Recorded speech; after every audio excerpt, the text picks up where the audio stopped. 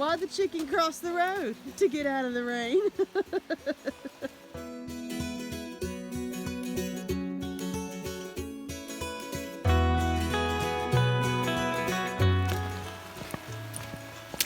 I love my animals. I love my animals. I love my animals. I gotta keep telling myself this, y'all, because this is what I'm dealing with. Tiana, is it cold enough and wet enough for you? Do you like... Oh, baby girl. Y'all nickeling to me? At least y'all are dry in here. Huh. Are y'all hungry for your afternoon snacks? Oh, you're licking your lips already in anticipation, huh? What are y'all doing hanging out in there? Y'all getting out of the rain? I see Stormy left her ball in there too. She's been in here too, hasn't she? Mm-hmm. I don't blame you. It's nasty out there, isn't it? What about this weather, Napoleon? Huh? What you think about this weather? It's nasty, isn't it? It's nasty. That's right. You're always going to get some muddy eggs this time of the year. But I'm surprised this one's as clean as it is. That's actually quite amazing considering the weather. Y'all, it is raining cats and dogs. And I'm telling you right now, this weather is just the ickiest weather I've seen in a long time. It's cold, it's wet, everything's waterlogged, it's muddy, and there's more to come. Welcome to Lost Marbles Farm. Anyway, so I snuck out of the house to get away from the kids so that I could think and so I could talk without being distracted. So I'm here in the car because of that. But I wanted to discuss farm goals or homestead goals. So that's what we're going to talk about today.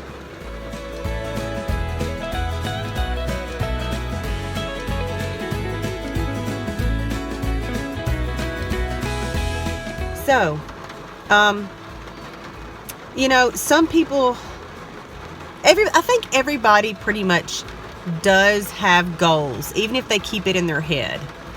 Everybody kind of has an idea of what they want to get done for the day or, you know, short term, maybe in the next month, maybe in the next year. So most people do those things. Most people think about these things. But I think it is extremely important to write down your goals. If you don't already write them down, I highly, highly recommend writing them down. And not just like those long-term goals, but yearly goals, monthly goals, and seriously, y'all, daily goals.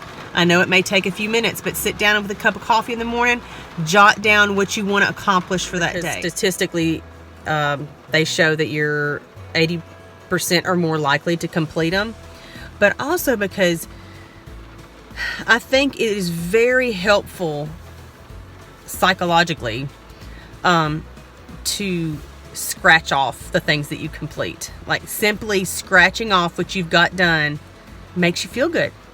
And when you feel good, you're going to be more productive.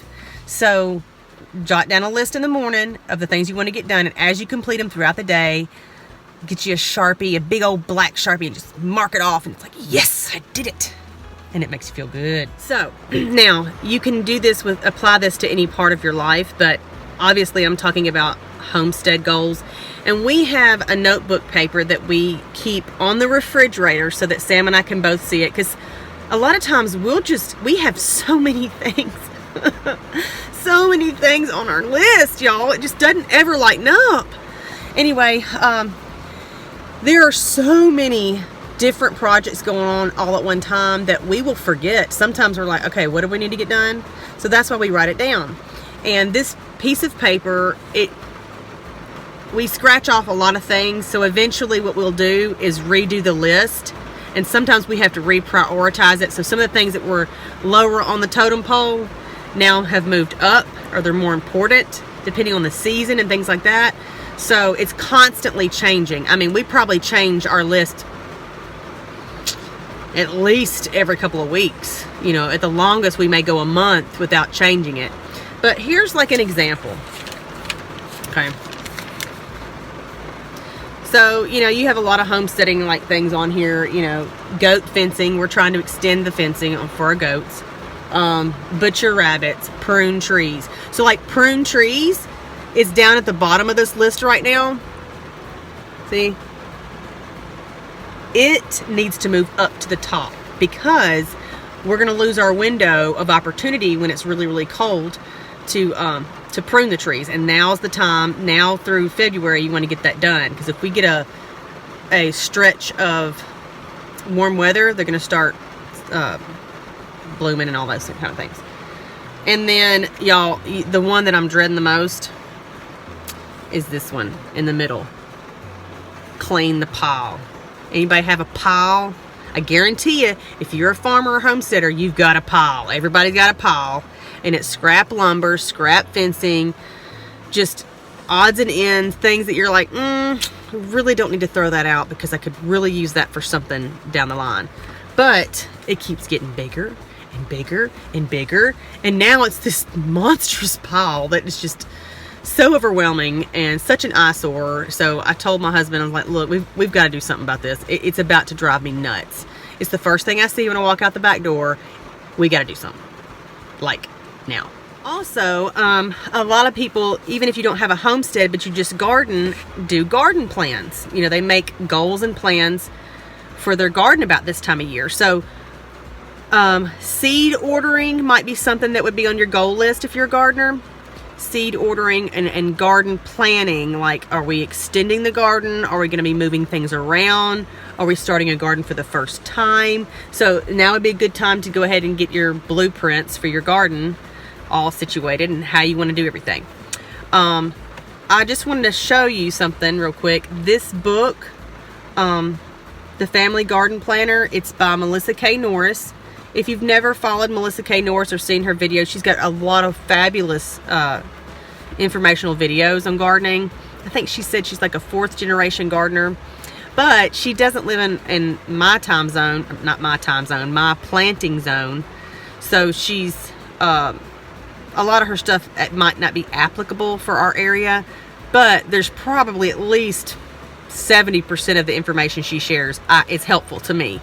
But she's located in the Pacific Northwest. It's Melissa K. Norris. But this garden planner has lots of worksheets. And they don't have the date, the year on them, so you can, use it every year. But it helps you with each month. It has a monthly planning and then a blank space where you can put the month. And then it has garden tasks for this month. Must do projects and notes. So, for example, here, let me just show you a sample of what I wrote in it last year. And I mean, it's broken down even by the day and the time of day. Like 6 a.m., 7 a.m. I mean, that would be like if you're super duper productive. And my hat's off to those people that are like that. Like, I can't be that detailed with my plans because I have kids and things pop up and change all the time. So I have to constantly adapt things. But, so here's an example of, what we did for March. Okay. And then here's an area over here where you can write down some things. Monthly expenses. Now y'all know how much we spent for our push mower. Not that y'all care. But anyway, yeah, we did have to buy a push mower. We bought some goats, things like that. So I jotted down so you can kind of get an idea of what you're spending money on. I love that. I've always kept a notebook and kept notes about things that were going on in the garden. And I still actually do that. I'll keep record of how many pickles we made this year, how many jars of meat did we put up, things like that. I keep a tally.